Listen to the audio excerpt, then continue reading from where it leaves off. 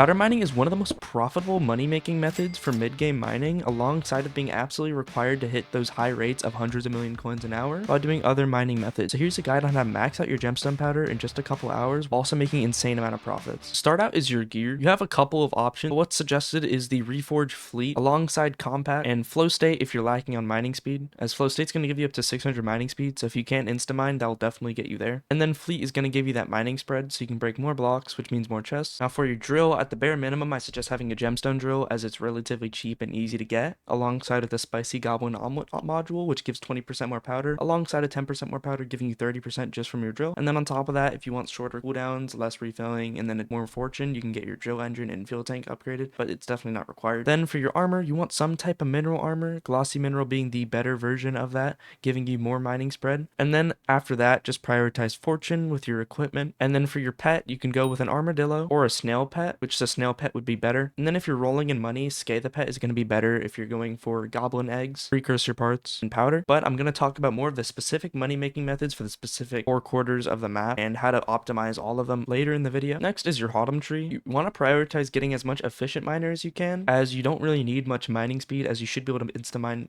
hardstone and most ores relatively easily. Then mining fortune for extra profits when I'm talking in mithril powder specifically. Next, for your gemstone powder, what you want to do is upgrade your great explorer in increments of 5. For example, if I don't have enough powder to get my great explorer from 15 to 20, then I should put powder into powder buff, and then once I do have enough powder to in fact max it out, I can just reset my tree and then max it out, optimizing your powder so you can quickly progress into having great explorer maxed out, which is absolutely required for this method. Then once you have great explorer maxed out, you want to work on powder buff. Once powder buff starts to get expensive, just start investing into mole, and then again try to prioritize maxing out powder buff, and then put your powder into mole. Now once all 3 of these are maxed out, you can go ahead and focus on money and more hardstone and more ores. So you can do that by upgrading blockhead, old school, fortunate minemen, and seasoned minemen if you want more mining XP. All that combined will cost you about 6 million more gemstone powder. You also may have maniac miner, which would be your best ability, sky mall, which is helpful, and then both of the daily perks can also help with a little bit of extra powder. And if you're struggling on mining speed, use speedy minemen. You can powder mine at HOTM 6, you just won't have powder buff, which gives you 50% more rates. So I highly suggest waiting to get HOTM 7 before powder mining, but again, you should be prioritizing mining spread, so having mole and efficient miner as high as you can. Now some smaller things is you can get your fillet of fortune for 20 more mining fortune, and you can tune yourself to sighted so you have more intelligence to make the most out of your maniac miner. Before I go to the attributes, make sure you like and subscribe because we're about to hit 1,000 subs. Anyways, here's a list of every single attribute for powder mining. Hyperion leaf shard for block fortune, the Hyperion cave shard for more chests, the silent depth shard for chance of double drops, the thisthis shard for 10% more powder, the kuboa shard for box attribute buffs, Tommyinnit shard for echo attributes to be stronger, and then last but not least, the iguana shard for autonomized attributes to 2% more, which adds on to your thisthis attribute. Now if you want to make good money on different regions of the crystal hollows, it's good to maximize what you're doing. There's about 3 places that are actually worth mining in, which is going to be the Precursor remnants, the Goblin Hideout, and the jungle. I'm going to start with the jungle. The jungle, unlike every other biome, you want to have a jungle pickaxe, and since this isn't a drill, I suggest getting fleeted on it. And the reason you use the jungle pickaxe is it has an ability to drop sludge juice when you mine. This sludge juice is going to be a big factor on profits and raids when you're mining in the jungle, and the benefits it has is you don't need to pay as much money for an expensive drill like a 655 to actually be profiting big time, and you don't lose out on the 10% or 20% you would have if you had a jasper drill for your gemstone drill if you just switch to your drill and right click the chest like that. And powder mining here would look something like this.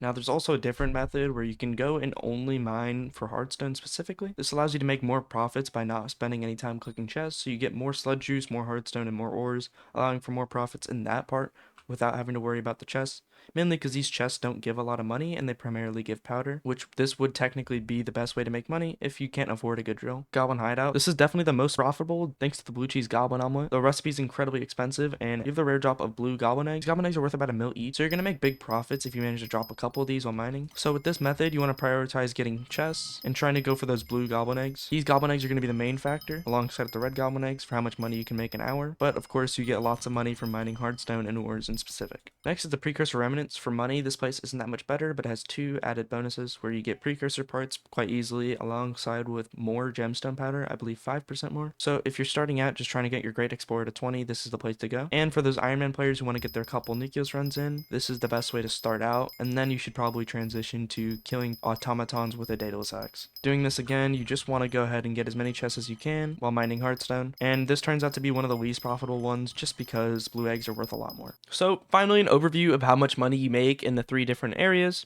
would be: in the jungle, you make about 35 million coins an hour with a pretty solid setup like mine, doing only Hearthstone and Jungle Juice with a Jungle Pickaxe. And then if you open chests, I think you make about 25 to 30 mil an hour. Then moving on to the Goblin Hideout, you make about 30 to 50 mil an hour. It kind of varies a lot thanks to the blue cheese goblin eggs and a lot of RNG being behind it, especially with the new attributes, giving you a chance for double drops. And then the Precursor parts, you should make about 10 to 14 total apparatuses an hour in parts, which isn't that great for money, but obviously if you're doing it in the Precursors, you're probably an Iron Man or you're just starting out for that Gemstone powder. With that being said, that is all for the video, and thank you guys for watching. I do have big plans for videos in the future, and I also have a Discord server with a guild, so make sure you join that and apply. Thank you guys for watching, and make sure to subscribe.